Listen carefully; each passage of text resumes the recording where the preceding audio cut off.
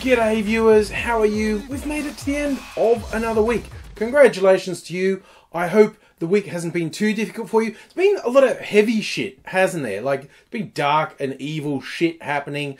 And even though I do like totally fucked up Friday at the end of the week, I thought I'd go a little bit lighter, and I've got a bit of a theme happening because I saw a few stories today and they're all about legal cases, legal cases, crime and punishment, and courts, and they're all fucked up in their own way, but honestly a little bit lighter than some of the other shit that's been happening for the last week or two. I'm going to start with Bitcoin.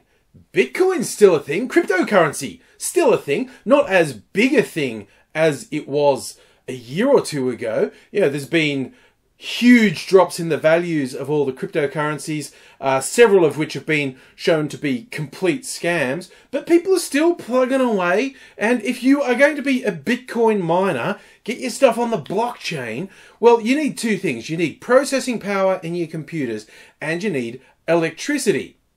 And in some parts of the world, with a less than reliable electricity flow, this can present challenges. You could be creative, like the dude in China who unfortunately got caught and sent to jail, but when he needed reliable power for his Bitcoin mining machines, he connected directly to the power lines for the trains. He like rented a little space next to the train lines and then hooked up to the train power lines, and he was jailed for stealing power. And I was going, okay, they got you and jailed you, but when I read how he did it, just fucking hooking up to overhead power lines, I thought, damn, dude, that's like dicing with death for your Bitcoin that's worth less every day. And of course, he's not going to make anything out of it because they're taking all his money and fining him and throwing him in jail. But I think sometimes people think they're being clever, but they're actually being exceptionally stupid. Like, first, the chances of getting killed by hooking your computers up to train power lines, pretty goddamn high. But second, it's kind of obvious. I think, like, if you're running the trains, like, why are those wires running off my overhead wires into that shack over there? That's not right. That isn't right at all. You're obviously going to get caught. So you go, coin toss, are you going to get electrocuted or are you going to jail? This guy's case, going to jail. But man, you really, on one level, as stupid as his actions were, there's a sort of grudging admiration, I have to say. It's like, dude, you saw a problem and you went for it. In an incredibly dangerous, stupid way, but you're a solutions guy. You don't see problems, you see solutions. Now your biggest problem is you're in a jail cell, but hey, you're a creative thinker. I bet you come up with something for that as well. Another crime story I saw, and this one I just wholeheartedly laughed at, the scammer behind the Fyre festival has been jailed for 6 years. Now, I don't know if you remember this. I made a video on it at the time because I thought it was fucking hilarious. It was touted as this really high-end music experience, a great big multi-day music festival in incredibly luxurious surroundings.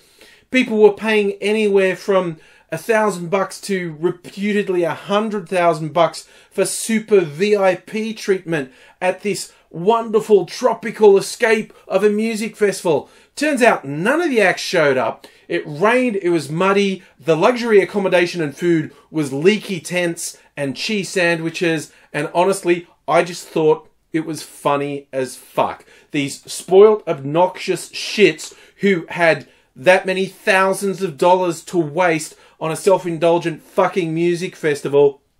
I honestly didn't feel even slightly sorry for them. But the dude behind it, one Billy McFarlane, has finally had his day in court, and they've said that he scammed up to $26 million. He's still stuck with I made a mistake. I wanted to do a huge music festival and I underestimated how much it would take. Well, they appear to think that you knew exactly what you were doing and you just skimmed all these millions of dollars and didn't spend any of it on the damn festival. And I think he made his situation a little bit worse, because when he was on bail, as the case was proceeding, he actually ran another ticketing scam, claiming he could get people tickets to really upmarket events, and they just needed to sign up and become a member there. And apparently he scammed another $100,000 while he was on bail for his trial for fraud. And the judge seemed to think, yep, serial fraudster. Fuck you, dude. Just goes to show, every now and then you see things like, you hear cases where they talk about affluenza, where a rich kid who like literally killed someone doesn't go to jail because the judge thinks, oh, they won't survive. It became known as affluenza. You want to know how to get rich people in jail? Apparently, you want a rich white boy to go to jail, he has to steal from other rich white people. That was his error. Obviously, if he had stolen the money from, I don't know, an orphanage in a third world country, or like a cancer charity for kiddies in underprivileged areas, he would have got off with a fine and the slap on the wrist. But he stole from rich people, so he's going to jail for 6 months. And I'm going to round out with what I think was the most ridiculous legal story I saw this week. In fact, the first couple times I saw it, I thought, this doesn't sound completely true. I feel like this is activists pushing a story. See, when something conforms to my own sort of thoughts or even prejudices on a topic, I try to remember, get verification. Because when you thoroughly believe something, when you have a strong reaction to a story, that's often a warning sign that they're not being completely truthful and they're deliberately manipulating your emotional response. So when I saw this one, namely that 2 young women from New Zealand were fined $18,000 by an Israeli court for starting a boycott campaign that got Lorde to cancel a planned show in Israel, I thought, no, that's a bit like, yeah, that story about I'm not a fan of the Israeli government, and particularly the Israeli military as well. But this feels like it's pandering to anti-Israel sentiment.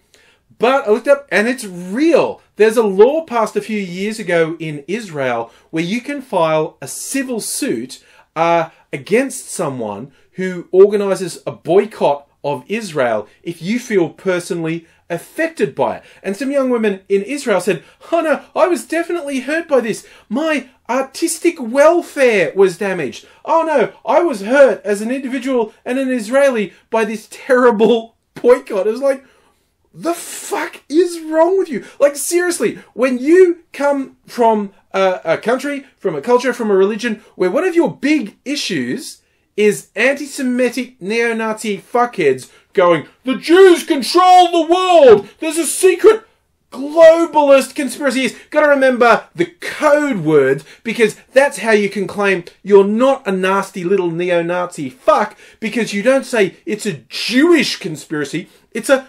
globalist conspiracy. It's George Soros. It's an impenetrable code. No one will ever know you're a horrible little bigoted neo-Nazi fuck if you use these code words. We'll never catch on. But when that's one of the biggest issues you face, that people say you're this awful globe-spanning conspiracy trying to control people's lives and what they can and can't do. When someone in a country on another side of the world just says, hey, Lorde, I don't think you should play there. And Lorde goes, I don't think I should play there now either. And you think you have the right to sue them and demand they pay $18,000 for damages?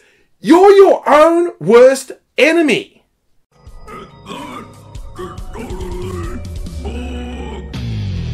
Did you notice my lights went out? I'm going to go and chroma key this and I have no idea how it'll work. I'm back in light, they're actually battery powered and I should have charged them, obviously, because they died during this. And so the chroma key probably won't work. But fuck it, life goes on, yeah?